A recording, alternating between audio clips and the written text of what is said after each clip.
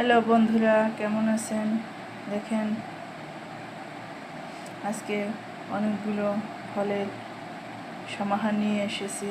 এখানে আছে জাম্বুরা, এখানে আছে কমলা লেবু, এখানে আছে দেশি কাঁঠালি কলা, এখানে আছে আপেল, তারপরে এখানে আছে পেয়ারা দেশি, এখানে আছে পেঁপে, শসা, এখানে দেশি মালটা আমাদের, এখানে আছে আখ, আর আছে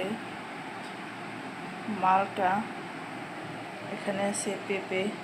তো বন্ধুরা, এরকম সুস্বাদু দেশি ফল আপনাদের কার কার পছন্দ কমেন্টে লিখবেন। ধন্যবাদ বন্ধুরা, ভালো থাকবেন।